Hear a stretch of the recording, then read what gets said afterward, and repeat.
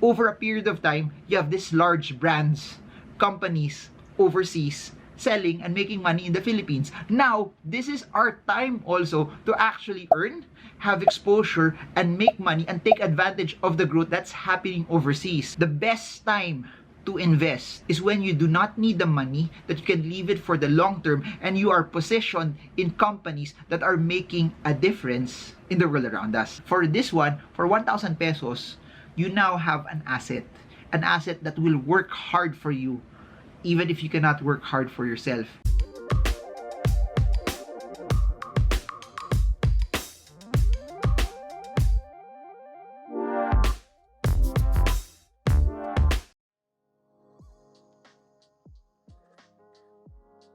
Hey guys, so in this video, we're gonna do a deep dive on Gcash's latest feature, which is Ginvest. And for those who have been following me in Instagram and TikTok, I sort of talked about it, my first experience with this feature. But in this video, we're gonna go in deep. We're gonna talk about it, and I'm gonna discuss my experience towards it. So I wanna segment it and talk about it on how easy it is for Filipinos to come in. Then I'll also talk about it from a technology standpoint. Is it something that's very user-friendly? And also in terms of barrier to entry, malaki ba yung amount na kailangan mo para makapag-start? I want to talk about also where the money is invested, because at the end of the day, that's what matters the most also, where the money is placed. Because everyone, when they put their money towards investing, the main goal and narrative also is to let your money grow so that it hits a financial goal in the future. Then we're gonna wrap everything up with my total recommendation for this particular feature of Gcash. So if you guys are ready, comment "I'm ready" and let's go.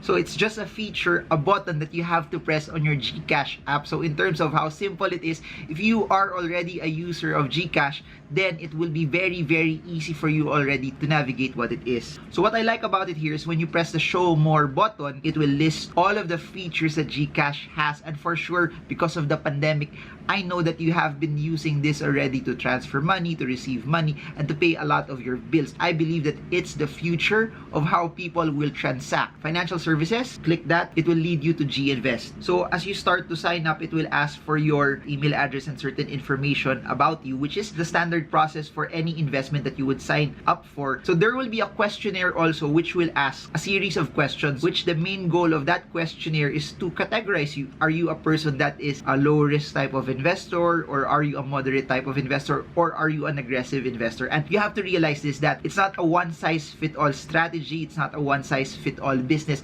We all have different styles. I may be a person that can withstand the volatility. I may be a person that likes long-term capital appreciation, but what fits me may not fit you as well. So I highly suggest you answer that truthfully so you get aligned to an investment that fits your risk tolerance, your strategy, your horizon, and the capital that you wish to deploy as well. I signed up, opened my account, and after a few minutes, I already had access to my account. And I think I even did it in the evening where banks were closed, financial institutions were closed already, and I did not even leave my house. So in terms of convenience, I think it's amazing. This is something that's revolutionary, because from wherever you are, you get to sign up.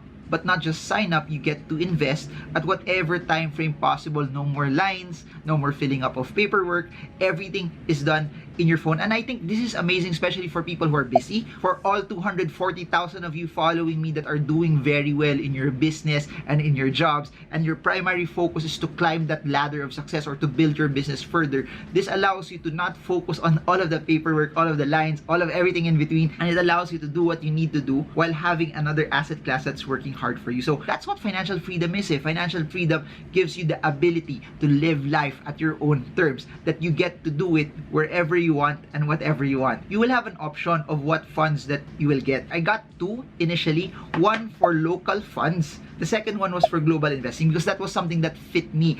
As you all know, I'm a stock market guy, and if I'll deploy capital, it will always be something that will give me a higher amount of return over the long term. I'm gonna discuss the funds in a bit, but I want to share to you the context also on what this is. So this is basically a mutual fund, meaning when you invest in Gcash via Ginvest, you are giving your money to fund managers, which in turn will invest your money into different asset classes or different companies or different bonds as well. For people who love directly investing in the stock market, you need to study what stock do you need to buy. For example, if you're investing in the local markets, you have to figure out of the 200 plus stocks in the Philippines, which are the ones that fit me. Or if you're investing in the global markets, out of the thousands that are out there, which are the ones that fit your style, fit your strategy, and fit your risk tolerance.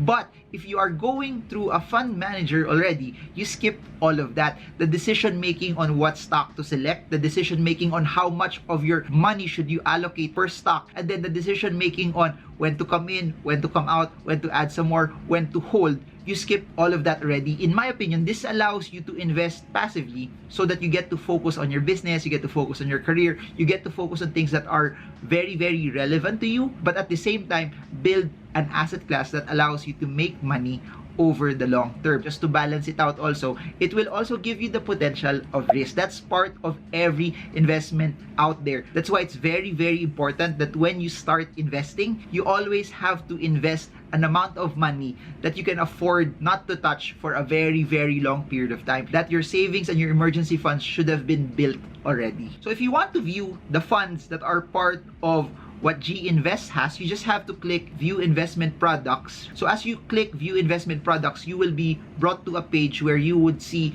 all of the products, all of the investments that you can invest to. And again, since this is a managed fund, you do not have to select what stock or what bond you have to buy. The fund managers will already decide and pick that for you. Currently, while we're making this video, Ginvest has 5 funds that you can pick from already. And what's amazing about that, 5 funds which will fit different types of investors. They have funds that are available for people who are risk averse, but there are funds also that are available for people who are a bit aggressive on the way they want to deal with their investments. But not just that, and this is what's so interesting and so amazing about it, it gives you the option also to be exposed not just in the local markets, which is interesting as well, but they also have funds that will give you exposure to global funds. And please do note this, I am a big fan of technology. We want to be in the right side of change. This gives us exposure to make money from the outside. Over a period of time, you have these large brands,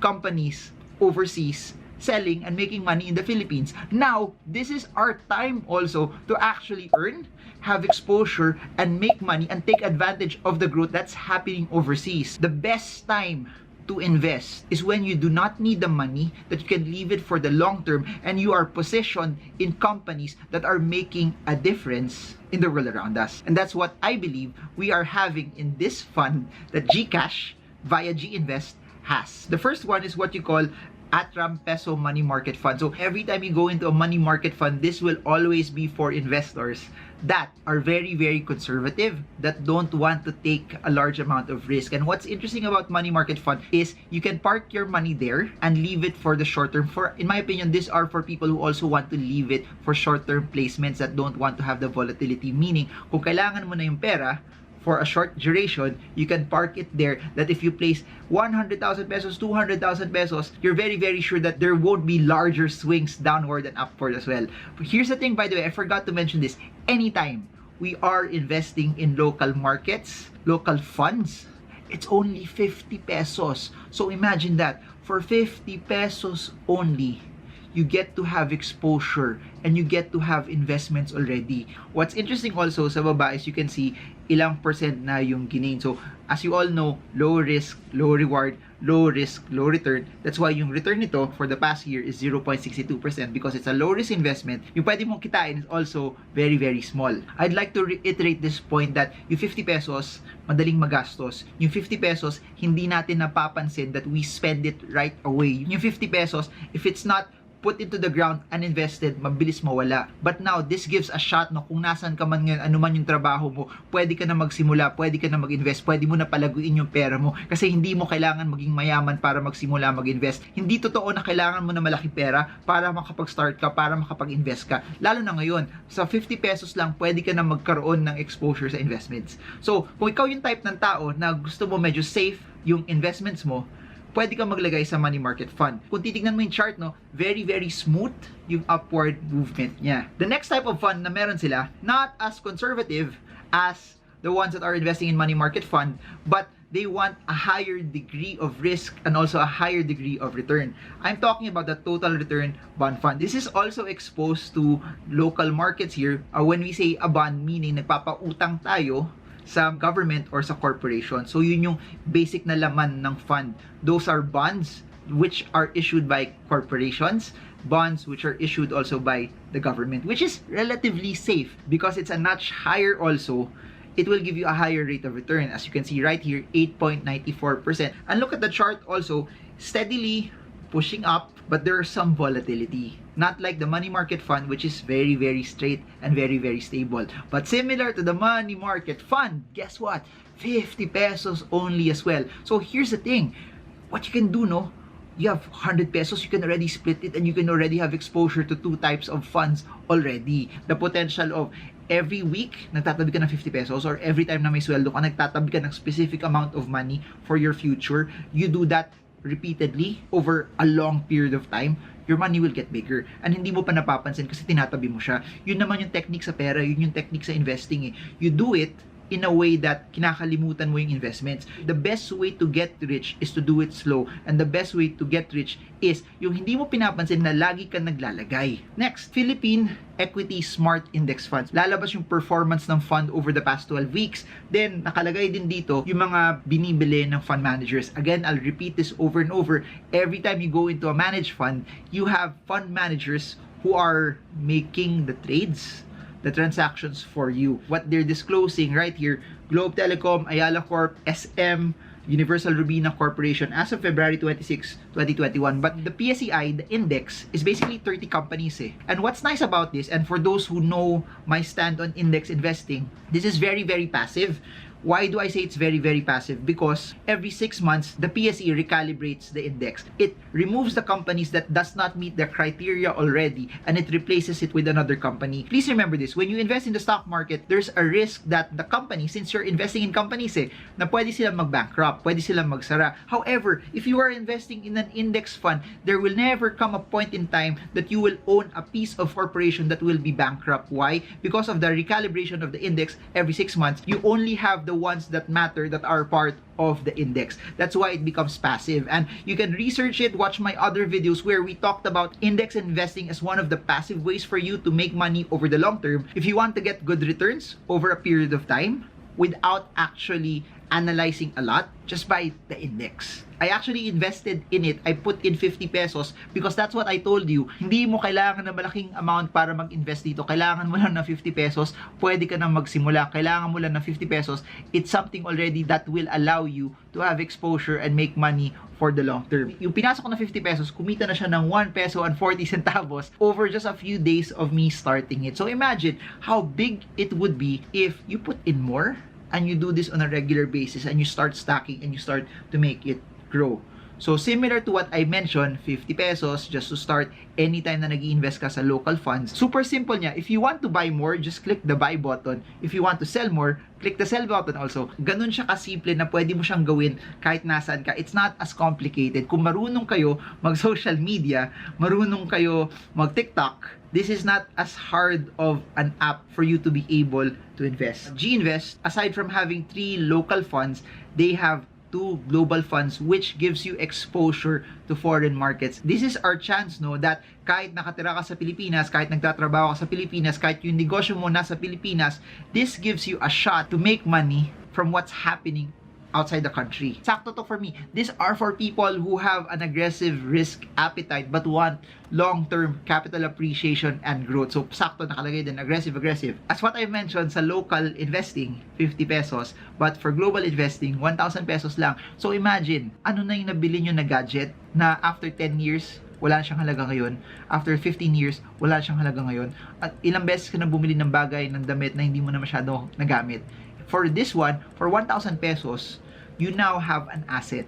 An asset that will work hard for you, even if you cannot work hard for yourself. Instead of you just buying a PlayStation, guess what? You can now have shares or exposure sa Sony, which owns the PlayStation. Or, tignan mo to, you also have exposure to Alibaba, to Amazon, the biggest e-commerce sites in the world. Hindi ka lang nagko-consume, hindi ka lang gumagastos, na nag-order sa Amazon, pero isa ka na rin sa investor na parte dun sa growth na yan. So imagine, kung ano man yung gawin ng Sony sa PlayStation, kung ano man yung gawin ng Alibaba, you are part of it and you have exposure to it. I've been saying that tech is the future. And there's so much exciting things about it. Pero ganun din, babalansihin ko rin na since it's very, very exciting, there's volatility that kung may chance na kumita ng higher amounts of money, may chance also to have volatility and lose higher amounts of money as well. And lastly, which is what I tried and invested, is the Atram Global Technology Feeder Fund. It exposes you to the large brands na ako favorite ko personally. Apple, Samsung, Microsoft, Alphabet, which is Google, which pinapanood nyo sa YouTube, na instead lang na nanonood kayo ng YouTube that you are consuming, now because you own this fund that has exposure to Alphabet, which owns YouTube, part owner na rin kayo and kasama na rin kayo sa success of how YouTube will be. And if you believe that Apple, Microsoft, Google, Samsung has a big part to play in the future, then this is something that's very, very exciting. Because imagine if you are a big fan of Apple na lagi mong ginagamit yung products and services nila, why not be an investor on it? Yung sa stock market kasi, there's a risk that kung isang stock lang yung binili mo, kung bumagsak yun, heavily matatamaan yung portfolio mo. Yung advantage nito is if you invest in the fund, it's already distributed in a lot of large companies, and there's 5 funds here. Imagine, pasok ka tig 1,000 each sa dalawa nilang global funds, pasok ka tig 50 pesos sa tatlo nilang local funds. So it's only 2,150 pesos, diversified na yung pera mo, both local and global funds. So I think that's very, very amazing. That's something that will allow you to have a lot of exposure, pero hindi mo kailangan na malaking amount of money for you to be able to do it. You see the movement, you see real time also yung galaw ng pera mo, kung kumita ka or hindi ka kumita, then kung saan naka-expose yung pera. Over the past few days that I opened an account, started putting in money towards it, it was very, very seamless. Sobrang dali mag-open. You just need one valid ID for you to be able to open an account and be able to start to invest. And that's so amazing because I feel that a lot of people have a hard time to open because they feel intimidated if they have to fill up papers, go to an institution. But now, kahit nasa bahay ka, kahit nakapambahay ka lang, basta meron kang one valid ID and then above 18 years old ka, pwede ka na mag-start mag-invest. So, super dali. Hindi lang siya sobrang seamless, sobrang bilis din. In a span of a few minutes, I was already able to have my account. Since nasa app na siya, sobrang dali mag-transfer ng pera, sobrang dali also maglagay. Pwede mo siya gawing mechanical na hindi ka na matitempt kagastusin and madali mo na siya matatabi. Please remember, the secret for you to grow your wealth is dapat kinakalimutan yung pera, dapat dumadating sa point where lagay lang kayo ng lagay, and that's what I believe the strength of Ginvest is, because it allows you that from the app, you get to transfer it instantaneously and then it gets invested already. From the few minutes that it took me to open it, to the few minutes to set everything up, then I started to invest. I started to deploy capital. Hindi mo kailangan ng sobrang laking pera para magsimula, tas sobrang bilis pa, tas sobrang efficient pa. And lastly, what I like about it is it gives Filipinos a shot to have exposure to the biggest corporations in the Philippines, the Ayalas, the Globes, the SMs, the Universal Rubino corporations of the country. But not just that, it allows you also to be diversified in global funds that are so innovative, from Apple to Samsung to Google to Microsoft to Alibaba to Amazon to C, and it does not require a large amount of money to do it. My final words for people that want to invest in 2021, I think Ginvest is a very, very good app for you to be able to start and to be able to diversify your money. It's not very, very intimidating because it does not require a large amount of money and sobrang dali siyang buksan. And one of the first investments that I started out 14 plus years ago was in managed funds as well. So if you are the type of person na you're intimidated to invest because you think it's so hard to understand, leverage on the ability of the diversified fund, which are also managed by fund managers, to give you the confidence that you don't have to be an expert, but you just have to leverage on the expertise of the people who are buying those particular funds. Look at the companies that are there. Ayala, Apple, Samsung, Microsoft, the largest names, the largest brands in the world. So I highly encourage you, try it. Put your money in the ground. Start investing. Put in little by little. Put in amounts of money that you do not plan to touch for a long period of time, and keep on stacking. The technique here is, this is not get rich quick eh. The technique for you to be able to maximize Ginvest for both local and global funds is basically to stack it, to accumulate, to put in money and invest amounts that you do not plan to touch for the long term, and you just keep on putting it on a regular basis. And the only time you take it out is when you have reached your goal. Again, I'll say this over and over. Don't just invest to make money. Invest so you get to hit a goal that you are saving up for or you are investing for. Because I really believe this. In times like this, when there's so much uncertainty right now, this is one of the best times to invest. This is one of the best times to put your money in the ground, to make your money work hard for you, so that 10, 20, 30, 40 years later, you will look back at 2021 and you will say to yourself, this is one of the best decisions that I've ever made. Please do notice that I've been investing for over 14 years. If I could have started earlier, if I could have started in my teenage years, I would have done so. Because the greatest asset that you will ever have in the world of investing is time. The earlier you start, the better. The more time you have invested, the better. Not just because it gives you the ability for your money to grow, but it builds the acumen and the experience. That what allowed me to do what I'm doing right now is because in my early 20s, I started investing in managed funds, because in my early 20s, I put money in the ground and created an asset class for me that's working hard for me. So what are you waiting for? If you want to know more about it, I'll put more details on how you can learn more about Ginvest.